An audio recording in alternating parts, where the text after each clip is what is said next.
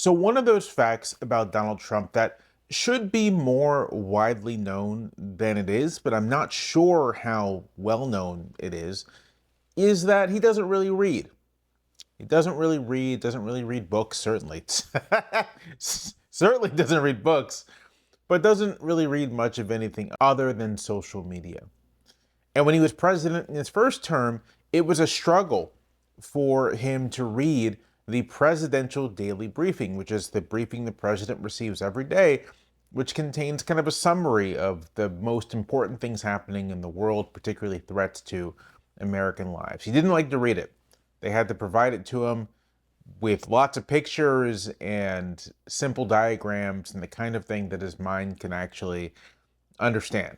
Now, Trump has obviously deteriorated, I'd say, cognitively since his first term. We don't talk about it as much as we did with Biden, perhaps because Trump is so belligerent and such that it doesn't appear to many people as being declined, but he's clearly declined. You just have to compare Trump today to Trump 4, 5, 6 years ago.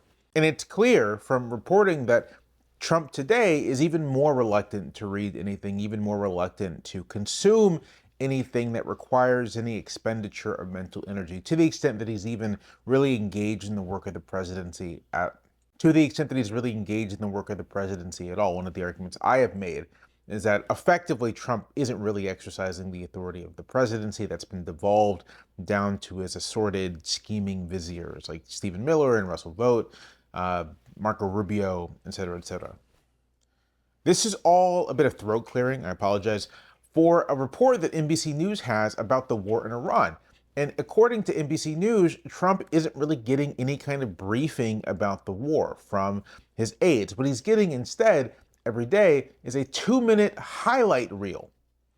A 2-minute highlight reel, mostly of airstrikes and the destruction of Iranian assets.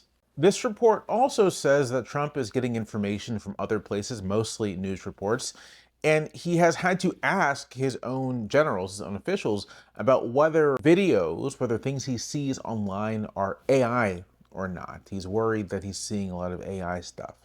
So he gets this 2-minute briefing that's mostly just a highlight reel of the destruction of Iranian assets, and he's consuming other stuff and worried that it's AI.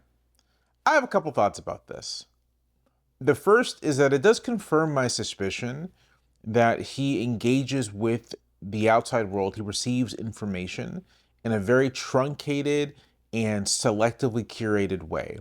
And that's the case to an extent for all presidents, but presidents typically get kind of comprehensive briefings. Obama was quite famous for reading his entire briefing. But Trump doesn't read anything, and he gets it all as video. And the videos you get, according to this report, are all about American successes. They're not really about the larger strategic picture. And so to a real extent, Trump is kind of flying blind. Obviously, there's input from other people, but he kind of rejects input as well. He's flying blind. He also apparently has trouble distinguishing fantasy from reality, real things from generated things. And although there hasn't been any reporting to prove this, I have long suspected that his aides kind of feed him AI slop. And this partially explains his inability to believe that anything could be going wrong for him. I'd love to see that get confirmed. It's just a suspicion on my part, but it fits. And this adds more to my sense that that is what's happening.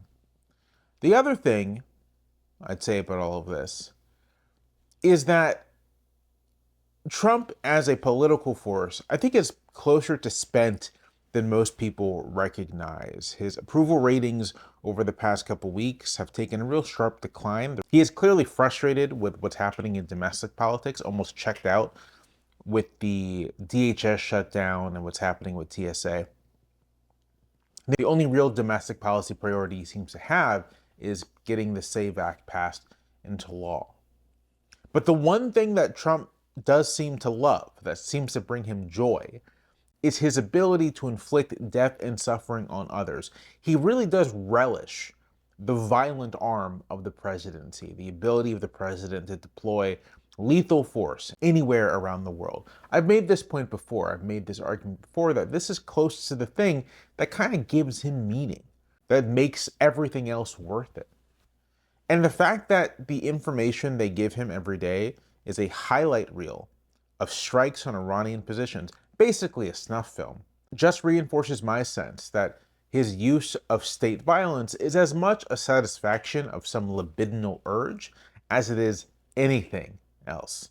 There's no real upshot to this as far as conclusions go, other than the usual one, which is that the arsenal of the United States, the government of the United States, is in the hands of someone profoundly psychologically ill-equipped to be in that position of power. And arguably this applies to anyone who is president. The kind of person who wants to be president, goes the cliche, really probably shouldn't be president. But even by that standard, even by the standard that you really shouldn't want this job, Donald Trump is clearly psychologically ill-equipped to have the job in the first place. In his first term, we escaped true disaster by way of the fact that the administration was staffed with a lot of people you would find in any kind of Republican administration. And in this second term, those people are gone. We just have the sycophants and the fanatics and the like. And this has meant a series of rolling disasters. And I may do a video on this later, but at this stage, this war in Iran looks like nothing less than an unmitigated disaster for the United States. An easily predictable disaster, that's also the case, but a disaster nonetheless. And honestly, I just don't know what else anyone should have expected here. You put Donald Trump back into office, and here's where we are.